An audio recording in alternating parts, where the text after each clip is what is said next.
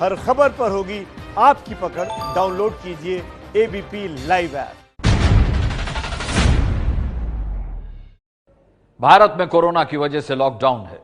कई इलाके पूरी तरह से बंद हैं, कुछ खुले हैं, लेकिन वहां भी सरकारी बंदिशें हैं।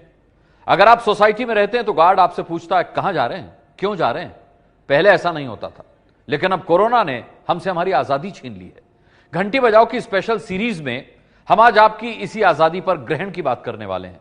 बताने वाले हैं कि कैसे दुनिया में कोरोना फैलाने के बाद चीन शिकार पर निकल गया है। एक्सपर्ट्स मानते हैं कि दुनिया का सबसे बड़ा लोकतंत्र भारत भी चालबाज चीन के निशाने पर है।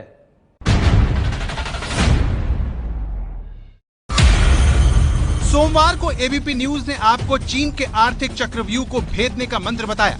आज सबसे बड़े चक्रव्यूह से शुरुआत करेंगे और यह है चीन का आर्थिक चक्रव्यूह। हमारा सबसे बड़ा पड़ोसी हमें आर्थिक महाशक्ति बनने से रोक रहा है और हमें अपने पैरों पर खड़ा नहीं होने दे रहा। अगर आज हमने चीन को नहीं रोका तो बहुत देर हो जाएगी। मंगलवार को आपने चीन के विस्तारवादी पंजों से बचाने वाला भारत का एक और 11 प्लान जाना।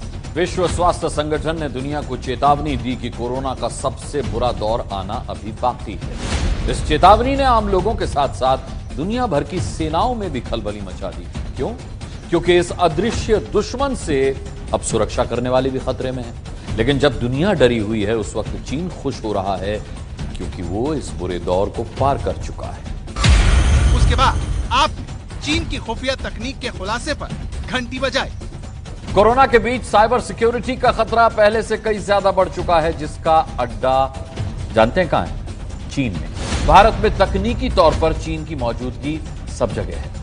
दिल्ली में चीनी कंपनी के सीसीटीवी कैमरे लगे हुए हैं। चीन की सरकार का हिमायती यूसी ब्राउजर हम सब इस्तेमाल कर रहे हैं। हुआवे की 5G तकनीक लेने के लिए चीन भारत पर दबाव लगातार डाल रहा है। मतलब भारत को हर ओर से घेरने की साजिश जारी है। अब बारी है चीन की सबसे खतरनाक महत्वाकांक्षा के पर्दाफाश करने की, जिसका सीधा संबंध आपके अधिकारों से, आपकी आजादी से।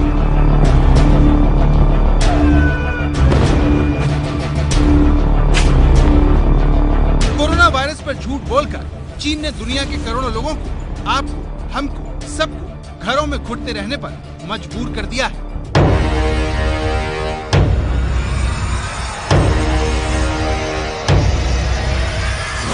लेकिन आपकी ये घुटन तब और बढ़ जाएगी जब आपको पता चलेगा कि कोरोना फैलाने के बाद चीन दुनिया में लोकतंत्र खरीद रहा है, लोकतांत्रिक सरकारों को परेशान कर रहा है, उन देशों की सरकारों पर कब्जा करने की कोशिश कर रहा है।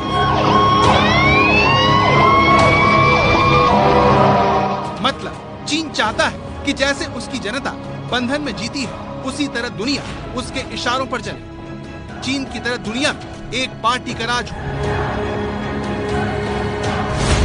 इसके लिए वो Australia, Italy, France, Spain, Belgium, Hungary समेत पूरे यूरोप और अफ्रीका में जमकर निवेश कर रहा है।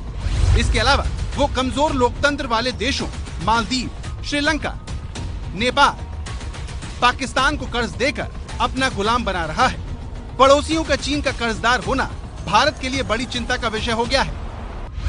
चीन भारत के लिए एक सबसे बड़ा समस्या है, उसका कारण कि वो एक बहुत ही ह्यूज एक नेबरिंग कंट्री है। और नेबरिंग कंट्री कोई शांत कंट्री नहीं है। नेबरिंग कंट्री बहुत ही एग्रेसिव पॉलिसी वाली कंट्री है, हार्डकोर नेशनलिस्ट कंट्री है। सबसे बड़ा कारण है कि देखिए हमारा बॉर्डर डिस्प्यूट रहा है और 1962 वॉर के बाद हमारा जो एक नैरेटिव था वो एंटी चाइना नैरेटिव भारत में काफ़ी स्ट्रॉन्ग हो गया और भारत के बहुत सारे लोगों को लगता है कि शायद चीन ने धोखा दिया है। लेकिन चीन के इरादों का कुछ देशों की सरकार जमकर विरोध कर रही है। इसमें पहला नाम ऑस्ट्रेलिया का है, जिसने चीन के खिलाफ मोर्चा खोल दिया है।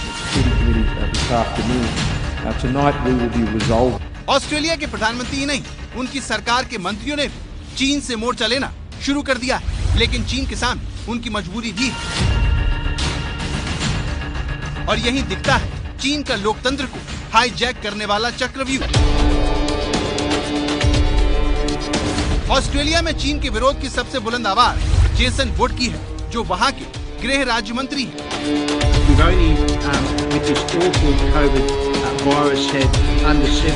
जेसन वुड आज एबीपी न्यूज पर आएंगे और ऑस्ट्रेलिया में चीन को रोकने का प्लान बताएंगे। एबीपी न्यूज संवाददाता प्रणय उपाध्याय ने जेसन वुड से बातचीत की है। जेसन वुड चीन की कम्युनिस्ट पार्टी पर सीधा हमला कर रहे हैं और भारत समेत दुनिया को बता रहे हैं कि चीन के जाल को कैसे काटा जा सकता है।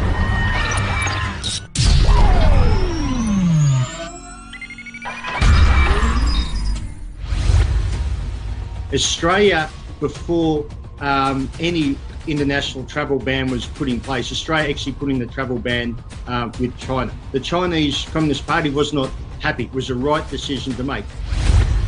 अगली रिपोर्ट में आप ये जानने वाले हैं कि ऑस्ट्रेलिया में चीन ने लोकतंत्र की बुनियाद को कैसे हिला दिया।